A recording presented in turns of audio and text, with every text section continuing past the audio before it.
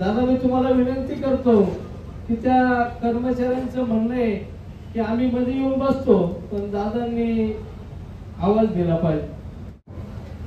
इथं यायला सगळ्यांनाच परवानगी आहे. कर्मचारी नसलेले बसले जे आहे ते येऊ शकतात. आणि राज्य शासनातही तुम्ही हा प्रश्न शिरू शकता. मी तुम्हाला विनंती करतो की तुम्ही या प्रश्नात तातडीने लक्ष घालावं. त्यांची एकदा कायमस्वरूपी ऑर्डर झाली की आम्ही त्यांना तात्काळ सभासद करून आमच्या पूर्वीच्या सभासदांप्रमाणे सर्व सुखसुविधा. अनेक वेळेस धक्के खाऊन खाऊन खाऊन मग ते आज चेअरमन झाले. तर नुसतं धक्के खाताना चेअरमन होऊ शकत नाही. कमला करून त्याला अनेक गुरुमंत्र असतात. तो गुरुमंत्र जर तुम्ही घेतला तर तुम्ही देखील याला कदाचित तुम्ही योग्य गुरुमंत्र घेतला तर विश्वस्त मंडळामध्ये तुमचं पण नाव येऊ शकतं. नाही विठ्ठल धडकून धडकून राजीव गाणं लई वेळच घासायला कसा येतो. हा मला सुद्धा काय मंत्र घ्यायचं आहे. मी थोडा कसा शिवसैनिक असल्यामुळे ना मला सुद्धा तुमच्याकडून राजीव घ्यायचा आहे. पण तो गुरुमंत्र घेणं आवश्यक आहे आणि गुरुमंत्र घेऊन त्याचं पालन पण झालं पाहिजे. गडबड जर झाली तर काय होऊ शकणार नाही. त्यामुळं तुम्ही विठ्ठलराव पुढे ते गुरुमंत्र घ्या. विठ्ठल त्यांना वेळ द्या. तुम्ही मला आनंद होतो की विठ्ठल पवार सारखा एक मित्र मला या पूर्ण प्रवासामध्ये लाभला. चांगलं काम केलं. त्याच्यामध्ये त्याचं एक मोठं योगदान होतं. तो स्वतःच्या कष्टाने चेअरमन झालाय. मी काही त्याला केलेलं नाही. मी अगोदरही म्हटलं आणि आजही सांगतो माझं काही क्रेडिट नाही. की तो माझ्याबद्दल कधी वाईट बोलला नाही. त्यामुळे जेव्हा तो उभा होता तेव्हा मी भानगडीत पडलो. सार्थक ठरलं विठ्ठल. विठ्ठल अतिशय त्याचं जे पोपटराव असतील बाकीचे संचालक असे सुज्ञ लोक आहेत सगळे. फक्त एकोप्याने राहा. एकमेकात डोक्यात दगड घालू नका आणि टंगड्या उडू नका. माणसं अचानक जर राजकारणात आले तर त्यांना घाई होती प्रत्येक पदावर जायची. मग विठ्ठलचं टंगडं वड कधी पोपटरावचं वड आणि टंगडं वडता वडता नंतर पुढच्या पंचवर्षीला तुम्ही कोणी दिसणार नाही. तर थोडं तेव्हा मी त्याला 2-3 गोष्टी सांगितल्या की या गोष्टीमध्ये बदल व्हायला पाहिजे. मग त्याने त्याची पेढ्यात सुधारणा केली आणि माझ्या घरी एक पेढ्याचं पाकिट म्हटलं खाऊन पाय म्हटलं हे पेढा कसा आहे. अतिशय प्रामाणिकपणे बदल करण्याचं आणि अतिशय प्रामाणिक आणि लढवाई असा विठ्ठल. आणि त्यांनी आज या संस्थेचा तो केला जाईल. विठ्ठलराव पवार आणि आपले सर्व सहकारी जे आहेत आपण अत्यंत चांगल्या रीतीने काम करत आहात. आपल्या कार्यासाठी निश्चितच आपण काम करतो. त्यांचं मानधन जे आहे ते व्यवस्थितरित्या झालं पाहिजे. इथं आपण जे वाटप जे करतो त्यातले 5% कमी करा आणि आपले जे कर्मचारी काम करतात त्यांना द्या. म्हणजे सर्वांच्या सुखामध्ये आपण सामील व्हायला पाहिजे. हा एक निर्णय आपण घेतला पाहिजे. घेतलाय ना. ठीक आहे. थँक्यू.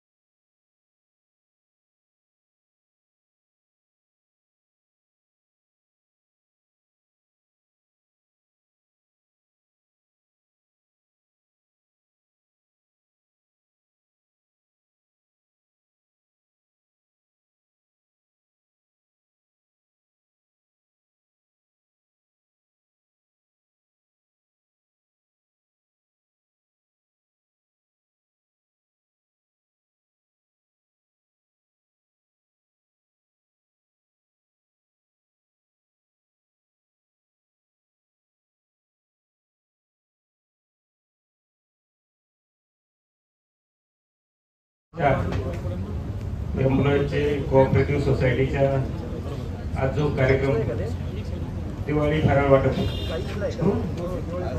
दिवाळी फराळ वाटपाचा जो कार्यक्रम आहे, या कार्यक्रमाच्या निमित्तानं व्यासपीठावर उपस्थित माननीय डॉक्टर सुजय दादा विखे पाटील, त्याचप्रमाणे कमलाकर कोते, निलेश कोते, नंतर व्यासपीठावरील सर्व मान्यवर, डेप्टी सीओ, एक्झिक्युटिव्ह इंजिनियर, शिर्डीमधील सर्व प्रतिष्ठित मंडळी, या सोसायटीचे कामकाज अत्यंत चांगल्या रीतीने आणि पारदर्शकपणे पार पाडणारे सोसायटीचे चेअरमन श्री विठ्ठलराव पवार, त्याचप्रमाणे व्हाईस चेअरमन गोकुळराव कोते, नितीन कोते आणि सोसायटीचे सर्व सभासद. प्रथमतः आपल्या सर्वांना सोसायटीच्या वतीने मागच्या वर्षी मला वाटतं दुसऱ्या कार्यक्रम सोसायटीचा सर्वांना दिवाळीची जाणीव व्हायच्या अगोदर तुम्ही सर्वात अगोदर हा कार्यक्रम घेता, त्यामुळे प्रथमतः एक चांगल्या कार्यक्रमाबद्दल मी आपलं मनपूर्वक हार्दिक अभिनंदन करतो. सोसायटीचे कामकाज जे आहे मागच्या 1 वर्षापासून पाहत आहे, अत्यंत चांगले निर्णय जे ते सोसायटीच्या वतीने घेतले जातात. एक विषय जो आहे की मी पोपटरावशी बोललो होतो, विठ्ठलरावशी, की जे सोसायटीमध्ये जे कर्मचारी आहेत, सोसायटीतले कर्मचारी जे आहेत, त्यांना जे आपण जो ठोक पगार देतो, जे मानधन त्यांना देतो, ते मानधन आपलं कमी आहे. त्यामुळे ज्यांच्या जोरावर आपण काम करतो त्यांचं मानधन जे आहे ते व्यवस्थितरित्या झालं पाहिजे. इथं आपण जे वाटप जे करतो त्यातले 5% कमी करा आणि आपल्या जे कर्मचारी काम करतात त्यांना द्या, म्हणजे सर्वांच्या सुखामध्ये आपण सामील व्हायला पाहिजे. हा एक निर्णय आपण घेतला पाहिजे. घेतलाय ना? ठीक आहे, थँक्यू. तुमचा आदेश आल्यावर ठीक, थँक्यू.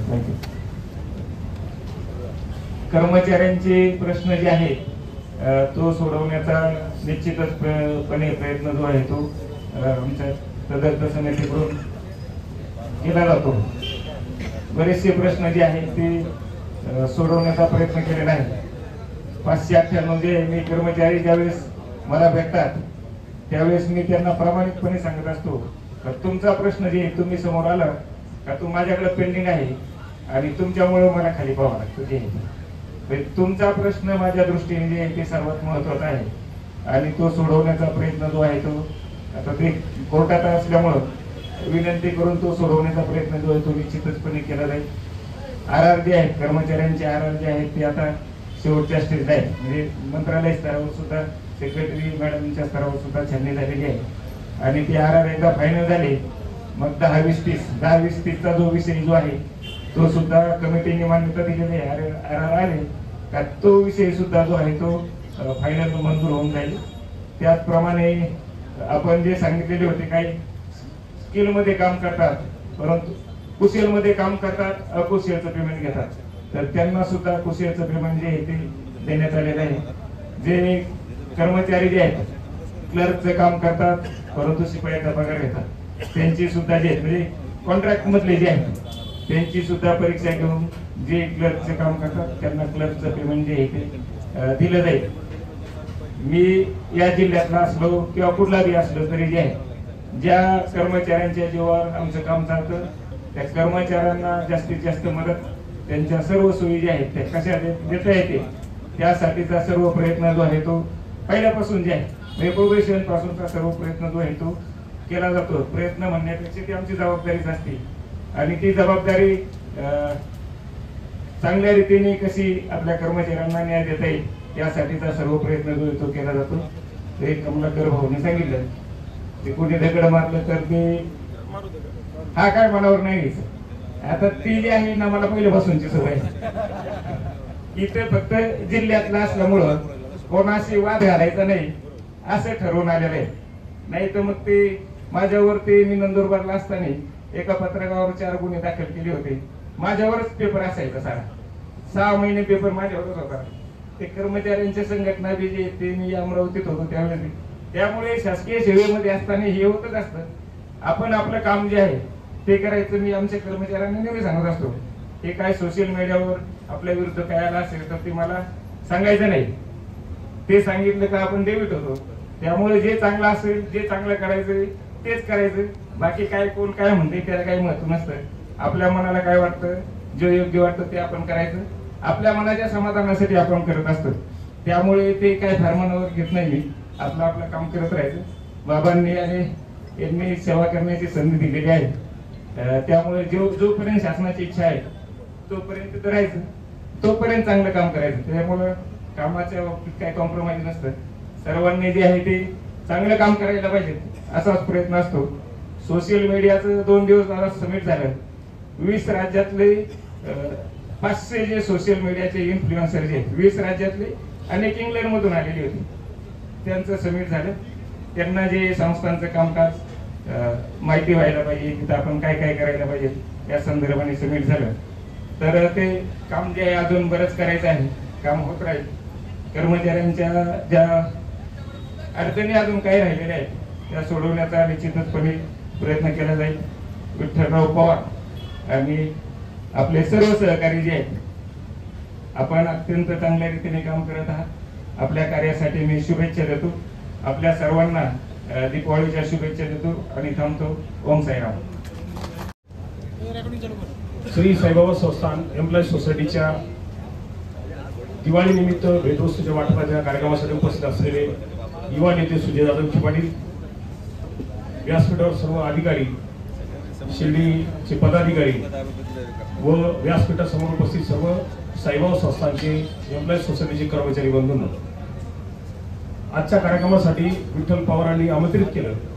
साईबाबा संस्थानचे संस्थान कर्मचाऱ्यांच्या पतपेढीचे चेअरमन विठ्ठल पवार आणि मी दोघेही दादा शाळकरी मित्र आणि शिवसेना प्रमुख बाळासाहेब ठाकरेंचं बाळकुड आम्ही दोघांनी सोबत घेतलेलं 9वी पासून.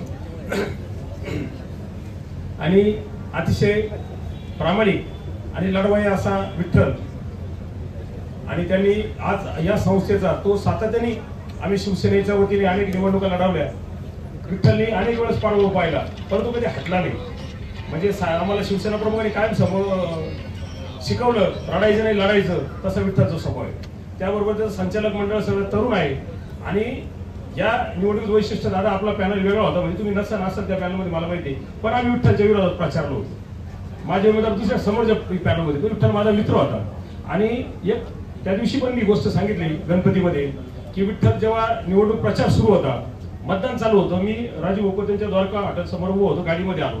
विठ्ठल माझ्या गाडीची काच वाजवत होता. तो म्हणला तुमच्या लोकांना सांगा मला जागा दे उभं राहायला.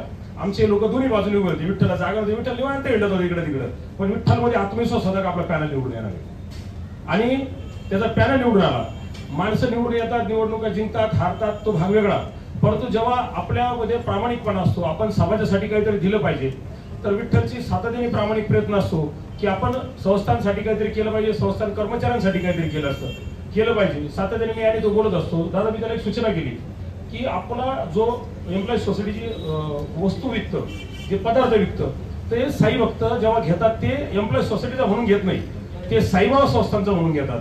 आणि त्यामध्ये जेव्हा त्याची क्वालिटी इतकी खराब असते, की थर्ड क्लास क्वालिटी असते, तो साई भक्त जेव्हा घेऊन जातो तर त्याची भावना होती की साईबाबा संस्थांनी आपल्याला फसवलं, साईबाबा संस्थांनी आपल्याला चुकीच दिला. तर तेव्हा मी त्याला 2-3 गोष्टी सांगितल्या की या गोष्टीमध्ये बदल व्हायला पाहिजे. मग त्याने त्याची पेढ्यात सुधारणा केली आणि माझ्या घरी एक पेढ्याचं पाकिट म्हटलं खाऊन पाय म्हटलं हे पेढा कसा आहे. अतिशय प्रामाणिकपणे बदल करण्याचं आणि संस्थेच्या सभासदांनी विठ्ठलवर विश्वास ठेवला तर तो निश्चितच मार्गीला गेला असं मला वाटतं. आणि सार्थक ठरेल विठ्ठल अतिशय त्याचं जे पोपटराव असतील, हे बाकीचे संचालक असतील, सुज्ञ लोक आहेत सगळे. फक्त एकोप्याने राहा, एकमेकात डोक्यात दगड घालू नका आणि टंगड्या उडू नका. कारण की आपल्याकडे थोडं काय राजकारणात थोडे माणसं अचानक जर राजकारणात आले तर त्यांना घाई होती प्रत्येक पदावर जायची. मग विठ्ठलचं टंगडं वड, कधी पोपटरावचं वड, आणि टंगडं वडता नंतर पुढच्या 5 तुम्ही कोणी दिसणार नाही. तर थोडा शून्यपणे वागा आणि एकोप्याने काम करा. लोकांनी, जनतेने तुमचा विश्वास ठेवला, सभासदांनी विश्वास ठेवला, तो एकोप्याने ठेवला. तर याच्यातल्या ज्यांचं हे असेल राजयोग असेल, कारण की राजकारणामध्ये राजयोग बी लागतो. आम्ही असे लोक पाहिले का राजयोग, मी इतकं धडधडलो जे 19 पासून विठ्ठल करे किती संघर्ष झाला, पण आमच्या जनसेवेत राजयोग नाही. विठ्ठल धडकून राजयोग आला, लई वेळच घासाला कसा येतो. हा मला सुद्धा कागमंत्र घ्यायचं आहे. मी थोडा कसा शिवसैनिक असल्यामुळे ना मला सुद्धा तुमच्याकडून राजयोग घ्यायचा आहे. परंतु आता काय नगरसेवकाच्या पुढच्या टप्प्यावर गेलो. आता या वर्षी मला नगराध्यक्षाला होतं, तुम्ही असं केलं. तुम्ही मागणी कशी केली? बाबांना मागणी केली म्हणून केली. अरे बाबा लय मागितलं तरी लोक बैठले तरी. सर्व स्वयंसेवी संस्था कर्मचाऱ्यांना, विठ्ठल पवार, पोपटराव, सर्व संचालक मंडळाला शुभेच्छा देतो. आपण आम्हाला मला इथं बोलवलं आणि बोलण्याची संधी त्याबद्दल आपले सर्वांचे धन्यवाद. काम हे नैतिकतेने चालतं, समाजहिताने चालतं आणि सर्व सामाजिक समतोल ठेवून आपल्याला काम करायचं आहे. आणि म्हणून मला आनंद होतो की विठ्ठल पवार सारखा एक मित्र मला या पूर्ण प्रवासामध्ये लाभला. चांगलं काम केलं, त्याच्यामध्ये त्याचं एक मोठं योगदान होतं. तो स्वतःच्या कष्टाने चेअरमन झाला. मी काही त्याला केलेलं नाही. मी अगोदरही म्हटलं आणि आजही सांगतो, माझं काही क्रेडिट नाही.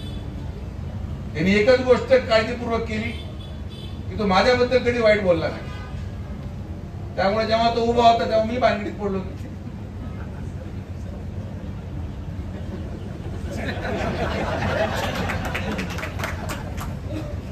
तर त्यांनी माझंच कधी वाईट केलं नाही तर मी त्याच्या मागे कशाला लागू बाबा. त्यामुळे माझं वाईट न करणाऱ्या माणसाचं मी कधीच वाईट करणार नाही. ज्यांनी केलं त्यांना सोडणार नाही, हे 100%.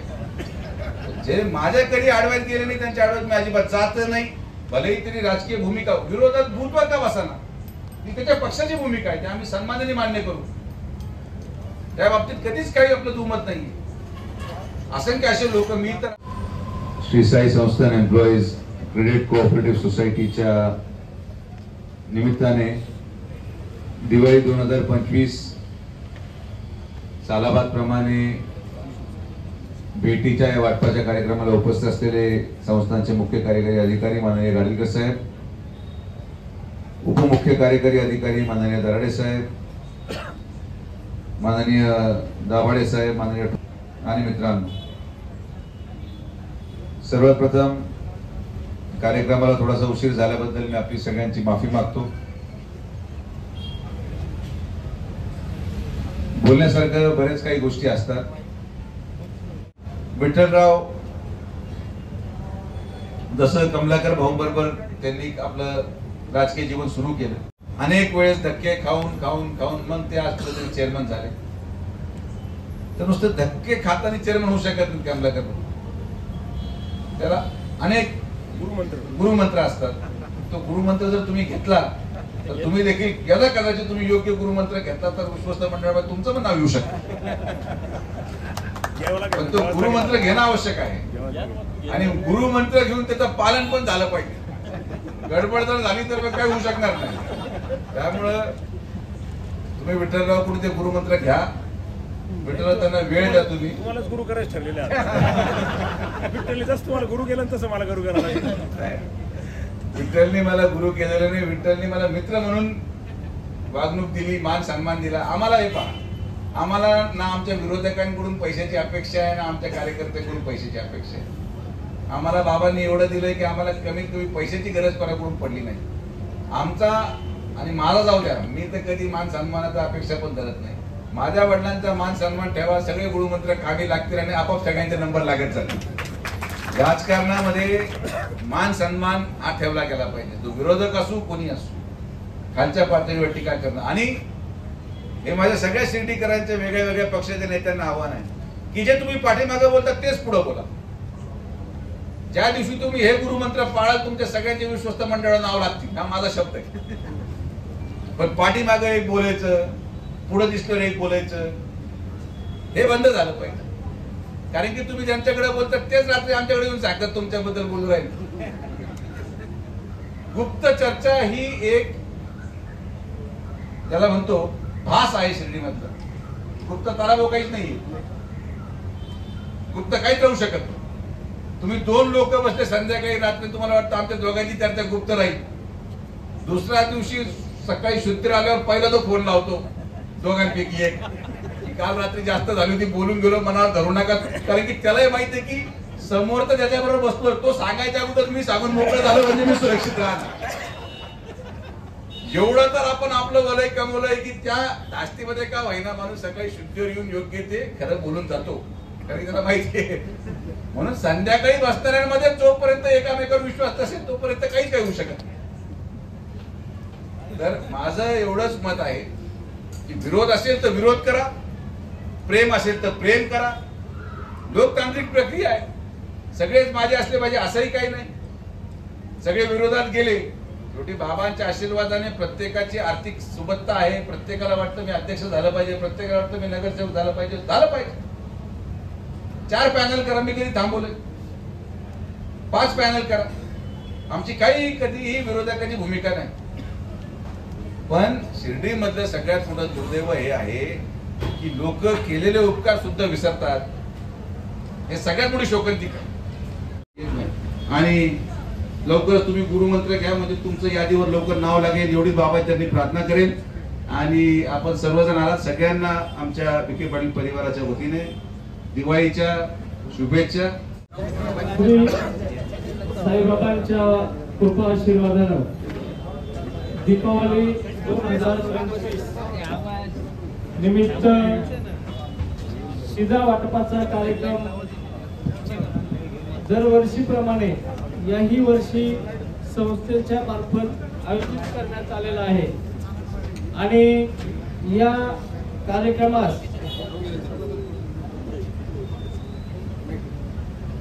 अहिल्यानगर जिल्ह्याचे नवे तर राज्यात ज्यांच्या नावाचा एक वेगळाच करिश्मा आहे असे डॉक्टर सुजयदादा आणि या मंचावर उपस्थित सर्वच मान्यवर, संचालक मंडळ, पत्रकार बंधू भगिनी आणि सभासद तसेच बाहेर उभे असलेले सर्व 598 कर्मचारी. दादा मी तुम्हाला विनंती करतो की त्या कर्मचाऱ्यांचं म्हणणं आहे की आम्ही मध्ये येऊन बसतो पण दादांनी आवाज दिला पाहिजे.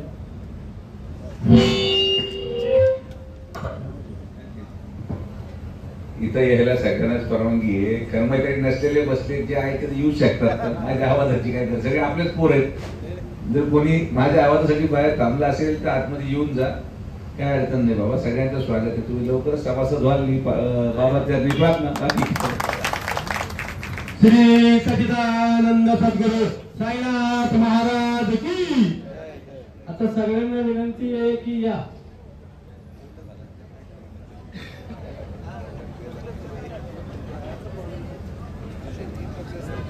सगळे बसा. सालाबाद प्रमाणे संस्था नेहमीच सभासदांची दीपावली गोड होण्याच्या हेतूने सभासदांच्या हितासाठी दरवर्षी शिधा वाटपाचा कार्यक्रम आयोजित करीत असते. याही वर्षी संस्थेमार्फत 50 किलो साखर, 10 लिटर गोड तेल, 1 किलो सोनपापडी आणि 1 किलो फरसाण असं शिधा वाटप आणि सभासद वर्गणीवर 8% प्रमाणे तसेच सभासदांच्या ठेवीवर 9%, शेअर्स डिव्हिडंड 12% आणि सेवक ठेव 9% आणि संस्थेच्या नोकरांना बोनस सालाबाद प्रमाणे याही वर्षी संस्था जवळजवळ या दिवाळीत 2,64,41,105 रुपये सभासदांच्या बँक खात्यात लवकरच वर्ग करणार आहे.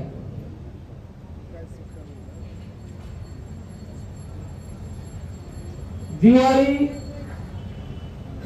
शिधा व डिव्हिडंड असे एकूण 3,30,00,000 रुपयाचं वाटप या दिवाळीत सभासदांना करण्यात येणार आहे.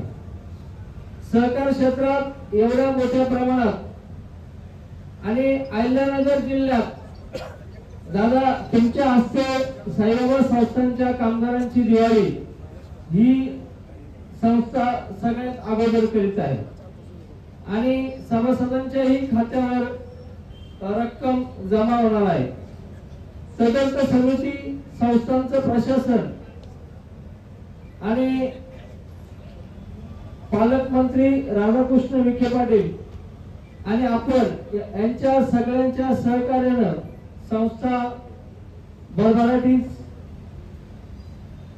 वाटचाल करीत असून संस्थेमार्फत येणारे शिर्डीत देशभरातून येणाऱ्या साई भक्तांना मोफत चप्पल स्टँड, बॅग लॉकर्स तसेच निवासस्थानाच्या ठिकाणी जेरॉक्सची सुविधा, मोबाईल लॉकर्स, खाद्यपदार्थ, उच्च प्रतीचा पेढा, पिशवी, पाणी बॉटल आणि साई भक्तांना जसजशी जितकी जास्तीत जास्त सेवा देता येईल हे सेवा देण्याचं काम संस्था माफक दरात करत असते.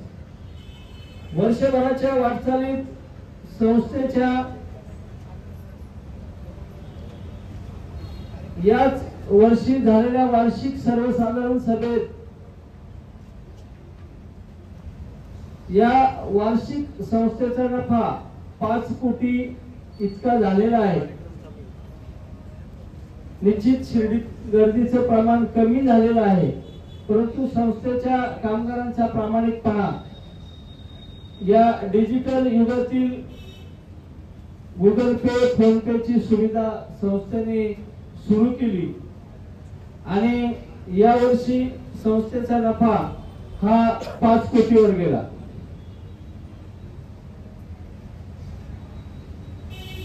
हे सगळं करत असताना दादा 10 कामगारांना आपण नैसर्गिक विमा 10 लाख रुपये आणि 2 क्लेम प्रोसेस मध्ये आहेत.